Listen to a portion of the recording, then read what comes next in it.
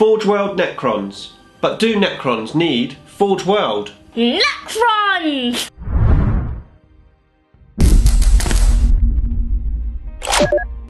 Nick speaking, and welcome to this video. Right, a brand new series about Forge World Necrons. Before that though, if you would like to keep up to date with the wonders of Warhammer 40k, then please give me a sub and hit the bell button so you don't miss an upload. Okay, so in today's video we're going to discuss, do Necrons need Forge World? This you can almost say is an introduction video to my new series reviewing all of the Forge World Necrons, and this is running on the back of my previous series where I reviewed all of the Necron units in the Index. Now if you haven't seen that series already, I suggest you check it out. It's called Win with Necrons, and I'll link you up to the playlist just there for you to have a look at. But today we're going to talk about Forge World and Necrons. Now, I have been playing Necrons for a very long time. I do own some Forge World stuff.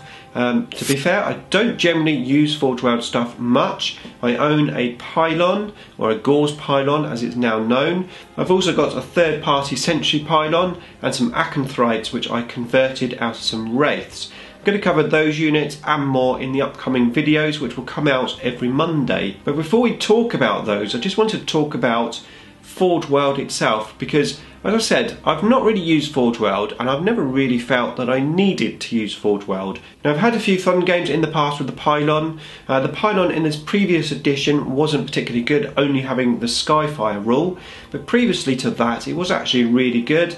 Although quite expensive in points, especially as our other units were quite expensive. Warriors were 18 points and you had to have 2 sets of warriors and a HQ just to make a standard FOC, the Force Organisation chart. So you didn't have many points left over to get a pylon in, especially when you were playing smaller games back then as well, generally 1500 points. However, I did get it on the table a couple of times and it was fun but not essential. Now, with 8th edition and our recent Index review that we've done, is Forge World now an essential item for Necrons? Now, having reviewed all of the units in the Index, my initial thoughts that most of the units in the Index are actually very usable in 8th edition, I would say still hold quite firm. Now, of course, there are a couple of units which are under par as such, in particular the Doom Scythe. I think in the Doom Scythe video we concluded that that is probably one of the worst units in the Index.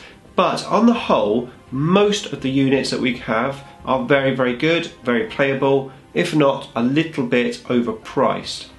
Now, we've been very, very privileged in the past to be able to easily take out tanks on the table, but it seems like with the 8th edition rule set that Necrons do not have this ability anymore.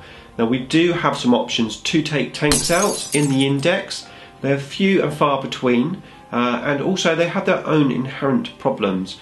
Obviously, heavy destroyers are probably one of the standout units, although they are a little bit susceptible to being destroyed, down to the fact that you can only have 3 models in the unit. Now, other options that we have to take out tanks would be a Doomsday Ark, nice long range gun, but sadly they are very random in the amount of shots and the amount of wounds that they do. And of course we've got the Triarch Stalker with that long range twin heavy Gauze cannon, and of course with the targeting relay from the Triarch Stalker, that can be very useful as well.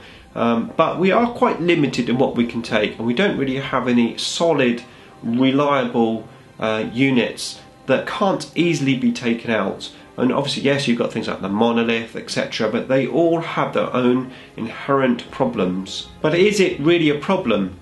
Are we really that bad at taking out tanks? Does it really matter? Maybe we just need to adapt our tactics a little bit more. Now, personally, I am quite Codex loyal. I always have been. When all the allies came in, I never really did allies. I like to have my Codex, my army, and play my army. And in some ways, Forge World comes into that sort of allied section really, because it's not really part of the Codex. Now, of course, it depends on your gaming environment as well. Now, I generally just play with my buddies.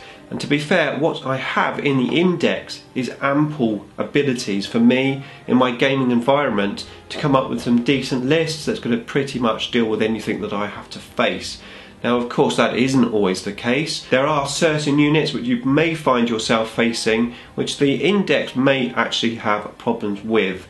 and I think there is definitely a need to look elsewhere, and Forge World seems to be the most natural choice. Now you do have to wonder if Games Workshop have made our Necrons, which traditionally have always been very good at taking out tanks. In actual fact, they excel at taking out tanks. Now, all of a sudden that ability is gone. Now of course we're only talking about the index, who knows what's going to be in the codex, but as the index stands, anti-tank is our main issue, apart from being maybe a little bit overpriced on some of the units.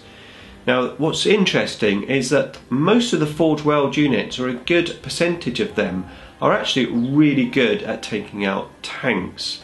And you have to wonder if Games Workshop and Forge World have been talking to each other, and maybe Forge World haven't actually been selling many of their Necron models, so Games Workshop have decided to give them a bit of a boost in their sales by taking away our anti-tank and making us look at Forge World more.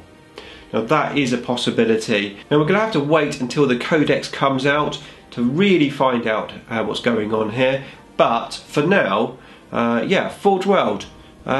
If you're in an environment where you might be struggling against tanks, if you're in an environment where you've got lots of big nasty stuff, if you're in an environment where you maybe have to face titans, or indeed if you're just going to a tournament, I think in any of those circumstances Forge World is going to be almost a necessity to be able to compete with the current meta.